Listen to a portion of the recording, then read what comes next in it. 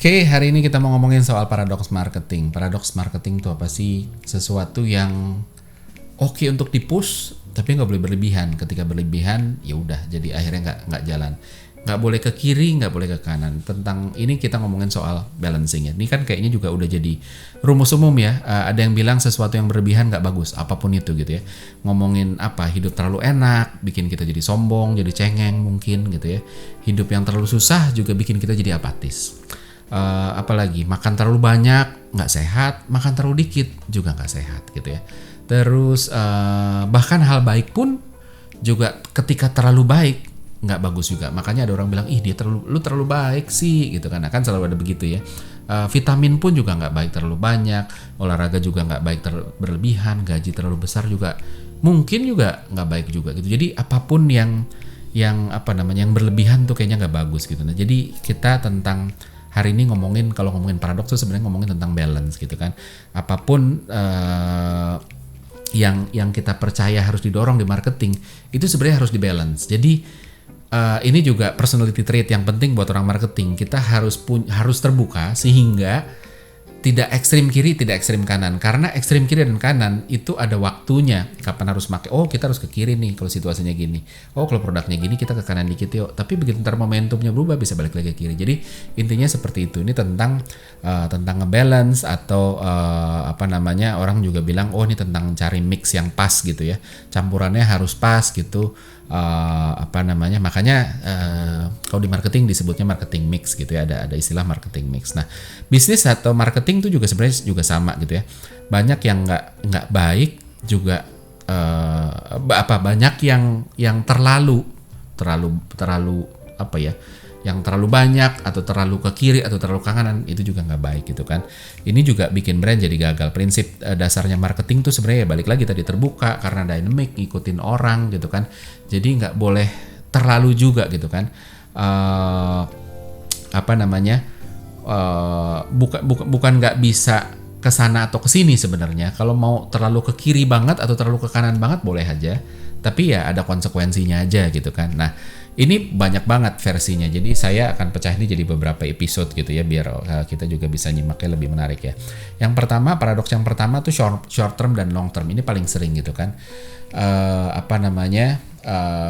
Short term tuh macam-macam, tapi artinya secara bisnis kita mendorong sesuatu yang hasilnya jelas kelihatan gitu kan. Nah, tapi yang short term biasanya itu ada cost buat long termnya, sehingga secara long term kita nggak berhasil atau ada konsekuensi yang harus ditanggung sama long term. Begitu juga sebaliknya. Contohnya apa? Contohnya misalnya orang brand atau orang marketing sama orang versus orang sales atau orang finance. Itu biasanya bukan musuhan ya, tapi seringkali cekcok. Kenapa? Karena prinsipnya seringkali bertentangan. Kalau orang sales, orang finance itu kan biasanya kan pragmatik ya. Ya udah kelihatan oke kok, why not gitu kan. Sementara orang brand, orang marketing nggak bisa cuma ngeliat di depan mata, tapi ini punya impact nggak ke depannya gitu kan. Nanti kita contoh nih ya, contoh ini deh. Contoh misalnya ketika kita punya produk, punya brand, itu secara feature sebenarnya nggak unggul. Harus jujur apa enggak sih sama konsumen ketika ditanya, kamu paling baik nggak? Kamu punya kelemahan apa enggak gitu kan. Nah, kalau orang sales mungkin ya nggak semua ya, mungkin ada teman-teman sales yang juga berbeda gitu, atau orang finance gitu ya harus jual kita segila-gilanya gitu, sebagus-bagusnya. Bahkan ketika kita nggak paling unggul, kita harus ngomong kita paling unggul gitu, karena namanya juga jualan gitu kan.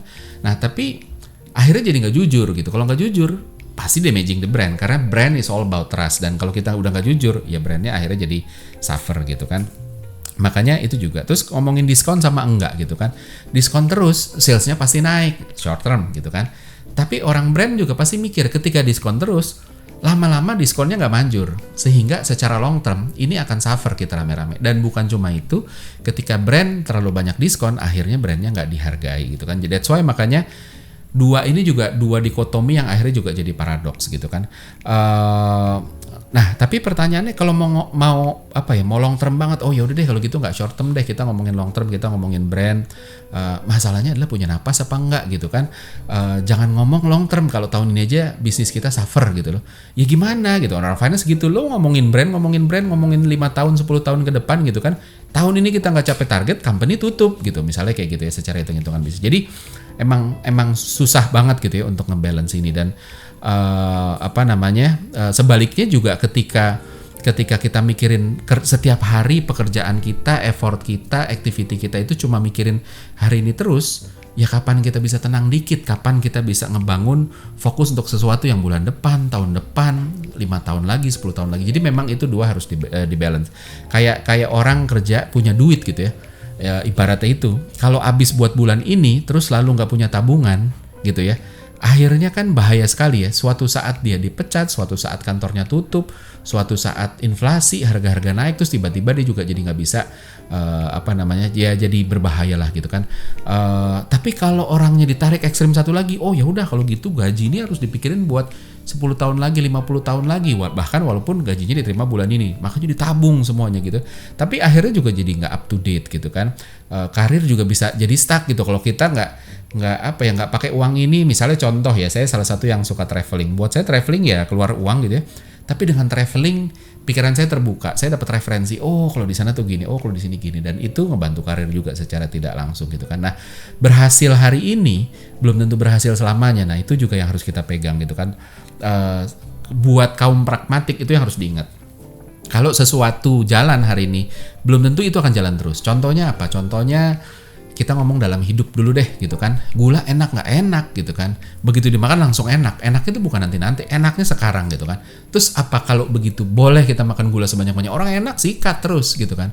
Sama kayak diskon. Oh diskon naik nih penjualan, diskon terus gitu kan. Nah harus ditanya gitu loh.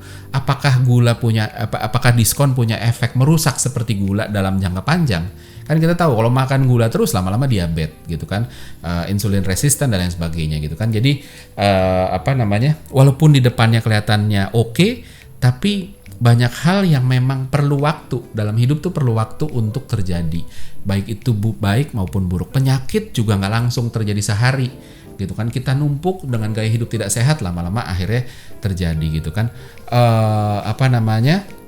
Jadi dengan begitu kita nggak bisa over pragmatic sebenarnya, nggak bisa tuh lihat tuh marketing activity ini tuh jalan kok, udah kita jalanin. Nah tapi harus diconsider ini punya efek nggak ke long termnya. Kalau punya efek samping ya harus dipertimbangkan lagi, sustain apa enggak dan sebagainya. Contohnya apa tadi, kasih diskon gitu ya. Kasih diskon itu awalnya laku keras gitu ya, tapi kan orang beradaptasi. Kita pernah bahas ini nih bahwa manusia tuh adaptation machine. Artinya ketika orang dikasih diskon terus-terusan, lama-lama diskon yang sama gitu kan. Dulu e-wallet paling sering gitu. Diskon pertama 20%, naik 30%, naik 50%, dipertahankan 50%, lama-lama 50% udah nggak menarik lagi karena udah terbiasa gitu kan. Cari episode tentang adaptation machine itu tadi ya. Jadi penting banget untuk habis itu kita juga consider gitu loh. Dalam jangka panjang ada efek sampingnya apa enggak. Nah, terus tadi ketika diskonnya dikasih terus, brandnya jadi dilihat enggak, orang lihat harganya terus gitu kan, sehingga besoknya ketika nggak diskon orang nggak mau beli brandnya. Nah itu juga penting. Terus habis itu iklan hard sell, iklan witty, iklan kontroversial gitu kan, itu secara short term, bagus, viral, diomongin dan lain sebagainya. Naikin awareness iya, positive perceptionnya kebangun apa enggak? Nah itu tanda tanya gitu kan. Apakah jadi bikin iklan itu bukan cuma sekedar goalnya itu bukan cuma dapetin attention gitu, tapi apakah tuh habis itu ada goal untuk ngejual juga, ada goal untuk ngebangun perception, ngebangun image gitu kan, ngebangun memori dan sebagainya. Itu terbangun apa enggak? Kalau itu nggak terbangun, gara-gara kadang-kadang kita lucu-lucuan, besoknya kontroversial, besoknya sedih-sedihan dan lain sebagainya, kan akhirnya jadi bahaya. That's why makanya harus dipertimbangkan. So paradoksnya terjadi untuk short term long term ini, ada tim yang kita bilang short term banget gitu, bodoh amat lah dengan yang long term, cuma percaya long term nggak bakal ada tanpa short term. Jadi semua makanya udah fokus short term aja. Kalau short termnya kita bisa maintain, lama-lama nanti kita punya long term gitu ya. Apapun yang work sekarang artinya works, mereka mikirnya begitu, dan apapun yang nggak work sekarang artinya nggak works gitu lah. Padahal nggak juga, sama kalau kita nurun berat badan gitu ya, hari ini olahraga gitu kan, push up ambil aja 1000 kali deh, nggak usah ngomong 100, 1000 kali kita hari ini push up gitu ya. Apakah hari itu juga turun berat badan? Kayaknya belum deh. Kalaupun turun paling berapa gram. Nah itu dia. Tapi ketika konsisten dia lakuin terus, ya akhirnya juga jadi. Nah itu tadi, itu paradoksnya. Nah ada juga yang long term banget, super cautious gitu kan, menolak apapun yang nggak sejalan dengan long term. Wah kalau ini nanti bahaya buat long term, jadi jangan gitu ya. Menutup segala macam pintu tentang short term, dan itu bahaya. Dan that's why makanya ngebalance dua ini yang susah banget gitu. Dan paling harus hati-hati adalah sebagai gini, kalau kita orang marketing yang bagus, kita nggak boleh cuma ngejar salah satu. Jadi jangan cuma mikir itu mah short term banget gitu kan, ini dong long term gitu kan. Atau sebaliknya juga itu mah long term banget, ini dong kelihatan hasilnya gitu kan. Nggak bisa gitu. Jadi kalau kita mau bagus, ada kok strategi yang dia secara short term itu bagus, it works gitu ya, tapi nggak punya efek samping ke long term. Jadi long termnya pun kebangun. Nah dua itu, goalnya harus ke sana gitu. Nah gimana sih caranya untuk bisa untuk bisa ke sana? Yang pertama itu kita harus punya guidelines tentang apa yang long term butuh. Untuk ngebangun long term kita harus apa sih? Bikin kategori, kalau perlu bikin kategori, ada 3 kategori. Apa yang harus, must, ada yang mungkin, maybe, yang ketiga ada yang big no, wah ini jangan gitu kan. Nah kita kategorin, kalau kita ngelakuin ini masuknya kemana dia? Kalau dia must, jalanin. Kalau dia no, jangan, ditolak. Kalau maybe, nah ini area untuk bisa kita eksplorasi gitu ya. Jadi kita bisa explore area maybe, karena itu biasanya ngebalance antara short term dan long term gitu kan. Terus memungkinkan juga untuk kita bisa lihat ide-ide yang tadinya masuk kategori no, coba deh kalau di tweak sedikit bisa masuk ke maybe nggak? Kalau bisa masuk ke maybe, nah dia bisa tetap dijalanin gitu. Tapi proporsi no itu nggak boleh ada gitu kan. Nah terus yang kedua adalah selalu punya plan yang paralel gitu kan. Plan yang paralel apa? Ketika kita bikin marketing plan, selalu ada ini short termnya ini, long termnya ini gitu kan. Jadi ketika kita bangun long term gitu, kita tidak meninggalkan short term. At the same time kita juga jalanin sesuatu activity yang bagus buat short term gitu kan. Dan pastiin dua-duanya nggak saling konflik. Ketika itu bisa terjadi, maka paradoksnya bisa diatasi gitu. Jadi memang nggak gampang gitu kan, susah banget gitu ya. Tapi balik lagi, kalau kita berani nge-challenge diri kita sebagai orang marketing, orang branding, orang bisnis yang bagus, coba untuk aim dapat dua-duanya, nggak bisa cuma satu gitu.